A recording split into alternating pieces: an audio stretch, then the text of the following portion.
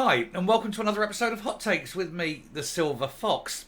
A little deadline is approaching. As I'm filming this, it's coming up towards 3 o'clock. It'll be about 5 o'clock or so when you see it. So unless anything breaks in the next couple of hours between me filming this and you seeing it, it looks like 29 of the 32 councils in Scotland will not have met the deadline to freeze council tax. Today's the day. They have until today to announce to the Scottish Government whether they are freezing their council tax or not. We know Glasgow did that and had that vote yesterday, so they have confirmed, and 2 others have done so. But 29 out of 32 have yet to decide.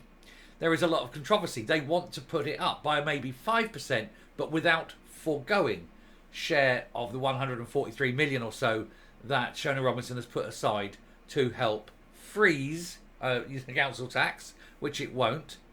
And so they haven't done it. They're running out of time. They won't have met it. Now, some undoubtedly will somehow rush through at some point today, but not all have. So it's one of those, let's see what happens by close of business today.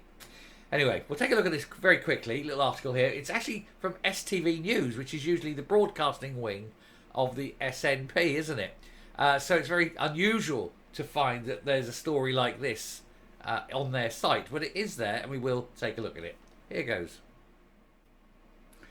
So almost none of Scotland's councils have told the government whether they intend to accept a proposed council tax freeze despite the deadline of Friday, today. It's been claimed. Falkirk's Chief Finance Officer Amanda Templeman confirmed to members of Falkirk Council's executive on Tuesday that it had not yet responded to the request from Cabinet Secretary for Finance Shona Robinson.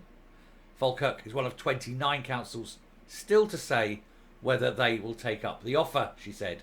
Now, the offer is basically, we want you to have a council tax freeze. We know some of you want it to go up as high as 10%, but we're only going to give you a tiny amount of money and you'll have to make do. And the council said, it's not enough. We can't make do. We need to put it up. So Robinson comes back and she says, look, if you put your council tax up, you don't get any of this. That's the punishment. Now, 2 things will happen. One, as they're trying to do, say, look, give us our share of the money and we'll only put 5% on the council tax, or shove the money up where the sun don't shine and we'll go on for the full 10% ourselves and ignore you. And this is where Shona Robinson, of course, is incredibly stupid. She thinks these people won't put it up. She thinks she has power over them. And of course she doesn't. Anyway, Ms Templeman told members that just 3 of the 32 councils in Scotland are setting their council tax in advance of the deadline. COSLA, the group that represents Scotland's local authorities, continues to seek urgent talks with Robinson, who is also the Deputy First Minister. And it has been pressing the government to allow councils to increase council tax by up to 5% without forfeiting £144 million worth of funding earmarked for the freeze. Now, that £144 million is meant to go to all the councils. So it's very, very little money each. And so it's not enough. And even if they got that, many councils would then still have to cut services where they were needed. And of course, when you're cutting services from a council, predominantly you're cutting them from the vulnerable who need them. This is the problem. And of course, everything else will have to go up. So, you know, the cost if you want to go swimming in a council swimming pool, or you want to park your car in a council car park, and so forth, that is all going to go up. They have to. Anyway, COSLA argues that the proposed council tax freeze is not fully funded because the core budget has also been cut. And there are also concerns that outstanding pay awards may not be funded by the Scottish Government, which COSLA said will endanger local jobs and services. And of course, being as dumb as she is, Robinson probably won't have even factored that into the number because she probably forgot or wasn't aware. Or even if she did know and was aware, she probably went, nah, it's probably not important, because she doesn't see the consequences of action. The local authority body was critical of the freeze when it was first announced, saying it will be hugely damaging to council finances, which are already under pressure, and which of course will continue to be under pressure for a long time yet to come. because of course next year as well, there's going to be a huge rise if there's a freeze this year. But they don't tell you that. They just go from day to day, and then next year there's a huge 10%, 15%, 20% rise. Oh, let's blame Westminster. But it isn't Westminster, it's Holyrood. The Scottish Government insists the £144 million offer does offer a fully fund council tax freeze, giving councils the equivalent of a 5% rise. But it doesn't. And many of the councils need more. In a letter to councils, Robertson said, the cost crisis and high inflation has affected all households, and many have felt the impact of those not only on the very lowest income, and therefore the Scottish Government believes this freeze will provide much needed stability and support. It's also a freeze that helps rich people in bigger houses much better than poor people in smaller houses, and it doesn't help at all people whose council tax is paid for through benefits. And so, who does it actually benefit? And of course the other problem you've got is the reason why so many people are in the cost of living crisis is because of the extra taxation in Scotland that they're paying. Perhaps they need to do something about that. She said any council not agreeing to freeze their council tax will not receive their share of this funding. And that's when the court cases will start, of course. And the SNP leader of Falkirk Council, Cecil Michael-John, said that Falkirk, like many other local authorities, was not in a position to give an indication of its intentions.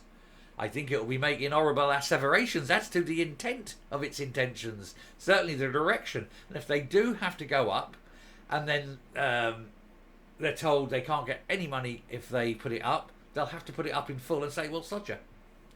That's what's going to happen. The debate was sparked by Labour councillor Ewan Steenbank, who asked if Falkirk Council intended to make its intentions known to the Scottish Government by the Friday deadline. And speaking after the meeting, Councillor Steenbank said Falkirk Council's budget meeting will not be held until February the 28th, where the budget will be decided democratically by the democratically elected councillors. Now, Friday the 28th is, February the 28th, whatever day that is still 2 weeks away. Well after the budget deadline, or the deadline for letting Shona Robertson know. So if at that meeting they say, right, it's going up, what can she do? They should have probably handed the money over by then. It is just one of those things, isn't it? Anyway, the Scottish Government's budget yet again includes a substantial cut in funding to Falkirk Council, meaning the funding available for their council tax freeze will fall far below the 5%. The Scottish Government's mistimed and undemocratic ultimatum on their unfunded council tax freeze must be taken off the table. But it won't, because they don't go backwards. They can't be seen to lose. They can't be seen to have been wrong. And so they will have to push it. But has she got the balls to not pay it? That's the question. I don't think she has. I think if a council puts it up 5% and says that's with the funding you're going to give us, and if you don't give us that, we'll put it up 10%, and we'll have a proper council tax rise, and you will make Humza Yousaf look like a complete fool. He already does, but an even bigger fool. What's she going to do? Where does she go? Does she say, no, you make him look like a fool, which would be undermining him, or will she just give in and show that she's powerless? It's an interesting choice, and I leave it entirely up to her. I'm coming up. Oh dear, Shona, what are you going to do? Councils know that you are powerless over them. They're only considering council tax freezes because you're going to fund it, but some will do for political reasons, probably because they're SNP councils, but some will undoubtedly just raise them regardless because they need the money. This is what happens when you try to play politics when you've got a very low IQ and you don't understand that people are cleverer than you, and they know that you can't force it on them. So you're going to either have to cough up more or back down. Either way, you're going to lose. It's a wonderful situation when you get yourself, and they do it all the time, they put themselves in a lose-lose situation. Low IQ.